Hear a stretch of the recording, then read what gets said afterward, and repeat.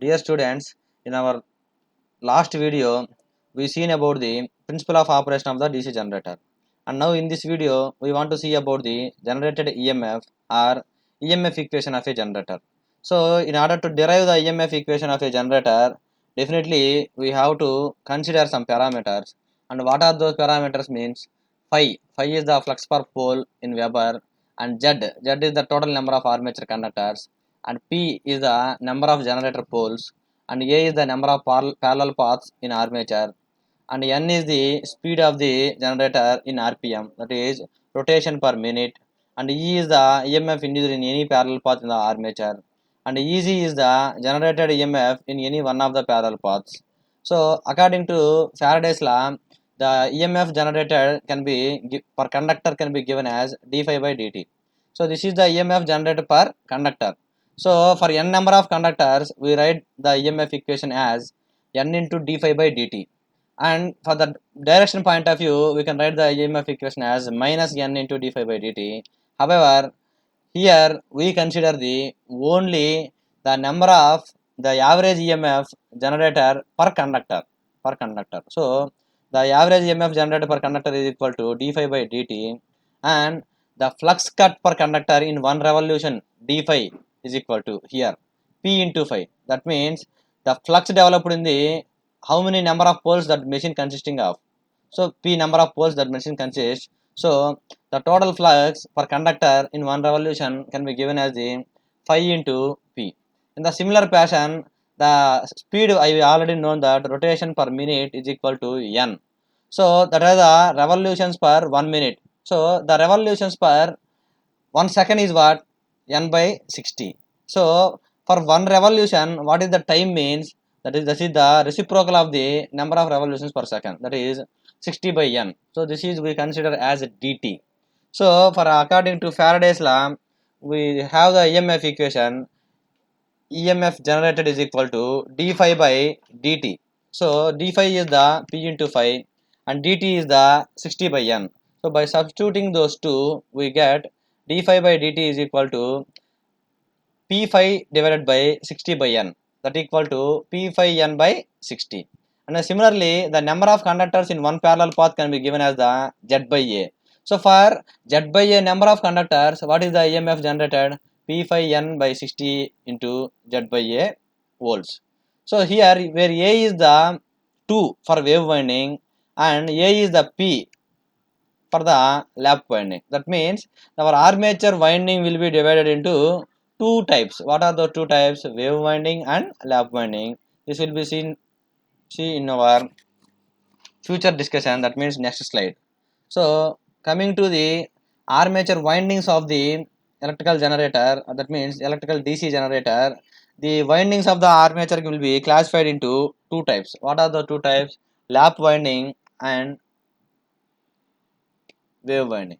So for any machine, this is the DC machine. So here we have the north pole and south pole. That means which can be used for the production of the magnetic field. So the field will be transferred from the north pole to south pole, but in between those magnetic field, definitely we will place some conductor. So that conductor will be connected or wounded in two ways. What are the two ways? Lap winding and wave winding. What is the use of the lap winding and wave winding means? We see in about the next slide. So just this is the pictorial representation of the armature conductors in a DC generator. So next coming to the lap winding. Coming to the lap winding, this lap winding can be used for the low voltage and high current applications. Low voltage and high current applications. And in this lap winding, all the conductors are connected in parallel, and the number of parallel paths will be decided by the how many number of poles we have. So since all the conductors are connected in parallel, so current will be increased and voltage will be same. That's why the lap winding in the armature of a DC machine can be designed for low voltage and high current. And second point is the armatures are constructed with large wire because of the high current. And in a similar fashion, the windings of the lap winding armature are connected in parallel. This permits the current capacity of the each winding to be added and provides a high operating current. So and I already told the number of parallel paths for the lap winding is how many number of poles we have, that number of parallel paths we have.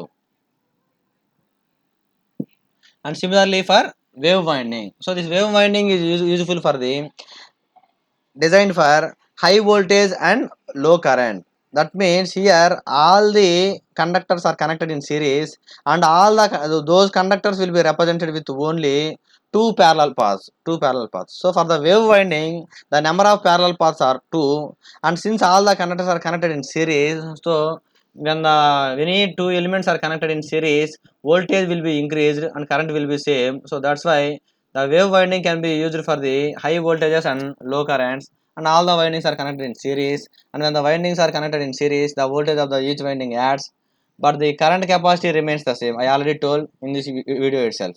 So and are used in the small generators. This can be used for the small generators, and the number of parallel paths for the wave winding I already told is A equal to 2. And the winding point of view, the winding can be represented by the as shown in the following diagram. So here in this diagram we can represent the both lap winding and wave winding. So in the lap winding we can connect the all the coils in parallel manner. So here parallel and here parallel, like that.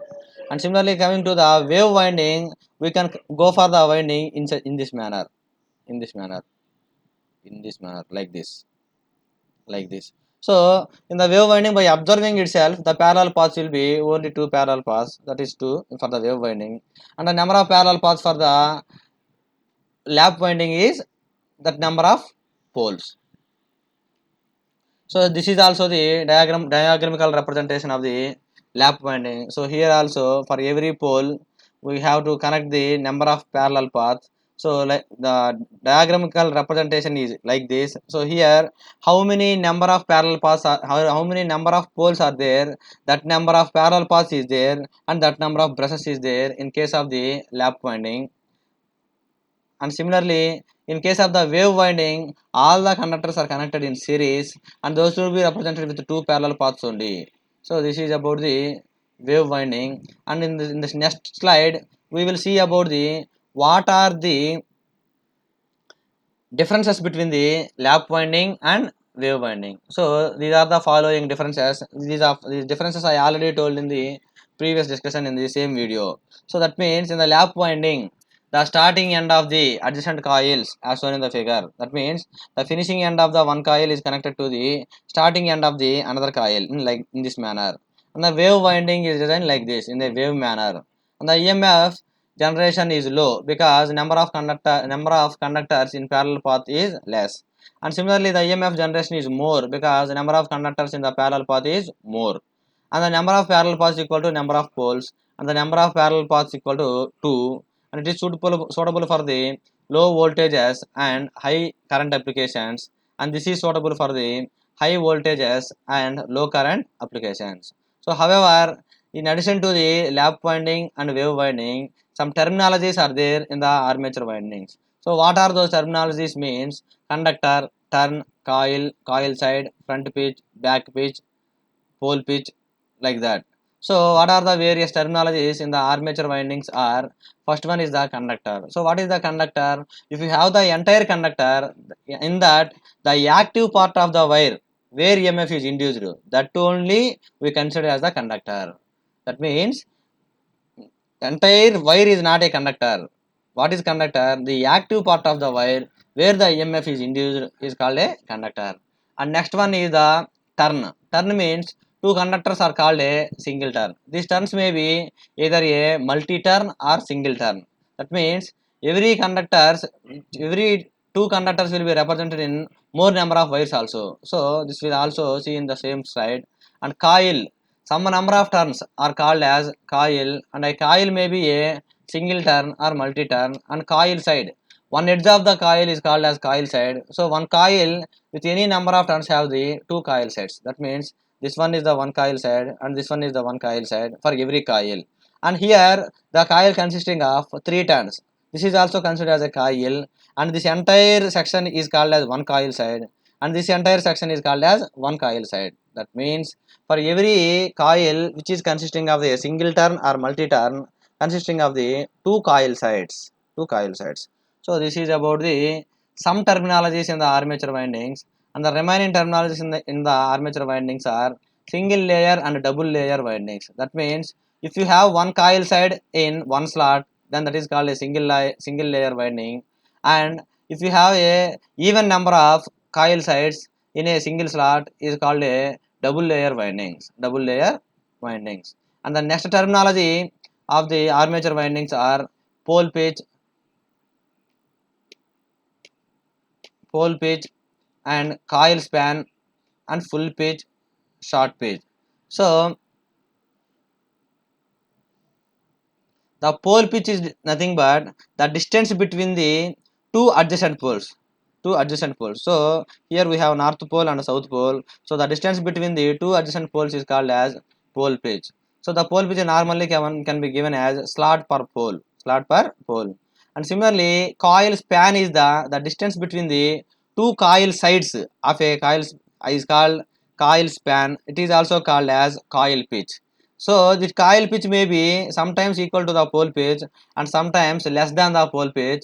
If the pole pitch is equal to the coil pitch, then that is called as the full pitch, and if the coil pitch is less than the pole pitch, then that is called as the short pitch. That means sometimes the coil sides may not be equal to the pole pitch. So at that time the coil pitch will be different and compared with the pole pitch. So at this condition we call it as short pitch or corded coil. And if the pole pitch and coil pitch or both are same, then that is called as a full pitch coil. So next, back pitch, front pitch, and winding pitch. So what is the back pitch? The distance between the top and bottom coil sides of the one coil measured at the back of the armature is called the back pitch. That means the distance between the top coil and the bottom coil is called the back pitch. So this is the bottom coil and this is the top coil. And next, similarly for the front pitch, the distance between the two coil sides connected to the same commutator segment. Here this is the commutator segment. To this commutator segment we connect two coils, then the distance between those two coils is called the front pitch. And similarly the winding pitch is the distance between the two consecutive and similar top or bottom coil sides at the winding progressions is called the winding pitch. So these are the various terminologies used in the armature windings, and by using these terminologies only we can design for the lap winding and wave winding. So this is about the armature winding, and let us have a small glance regarding the lap winding and wave winding. These are the not the differences, these are the just comparison between the lap windings and wave windings. So in the lap winding, EMF induced depends on the phi z and does not depends on the phi z and on the number of poles. And similarly, the wave winding depends on the number of poles. So these are the various formulas regarding the average coil span and back pitch and front pitch and commutator pitch, winding pitch, and number of parallel paths. I already told for the lap winding number of poles, and for the number of for wave winding the two only the number of parallel paths, and similarly number of brushes for lap winding, how many number of poles we have, that number of brushes we have to consider, and for the wave winding we have to consider the only for the two brushes only. So this is a slight comparison between the lap winding and wave winding. So this is about the windings of the armature windings of the DC generator and the EMF equation of the DC generator. In the next video we will see about the armature reaction in the DC generator. Thank you.